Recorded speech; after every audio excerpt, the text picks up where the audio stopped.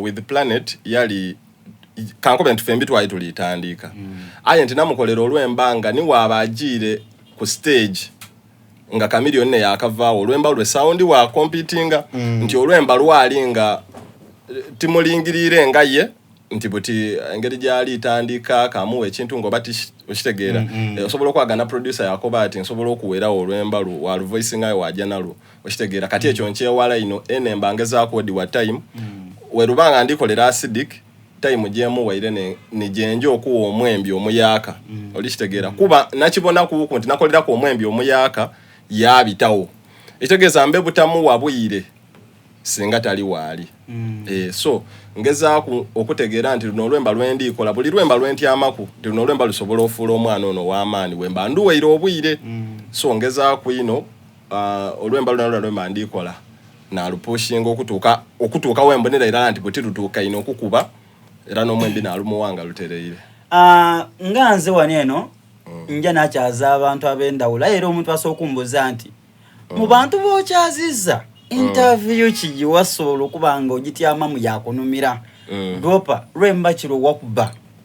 wena notyamawo ng'esaadi n'engoma ekakuli mutwe ekakuvugira mu mutwe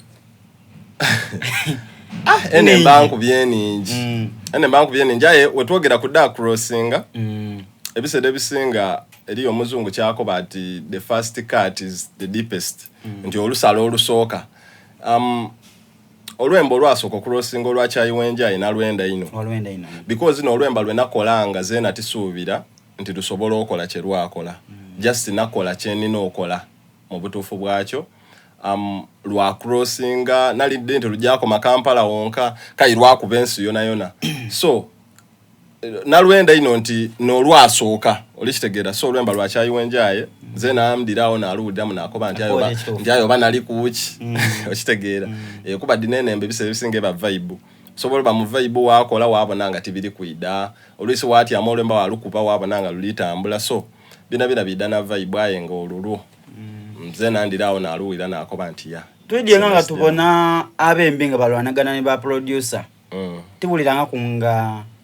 eriyo omwembi alwanagene niwe nti oba olwemba lulwireyo olwemba lwange gundi alulemeireko wewala otya ensonga dino okubanga omwembi atolayo mangu olwemba lwe era nga ate tituliranga kunga ensonga eyo eidana communication nti omwembi waida nakola olwembe wange nsobola okuwa assurance nze gyensuubira nakoba nti okwo olwemba luno mpaamu ewiiki diti mpaamu enaku diti olikitegeera buti kyenkola olwemba werubanga tisobweire kutuukirizanga wenali widukira bine Uganda gye tulimu amasanyalaze osobola obaawo gakola ki gaja osobola okola oti so nze mwene nsobola ogema isimu nakukubira nti oidi Hussein ekiriwo nabere nkobyo ono neido olwemba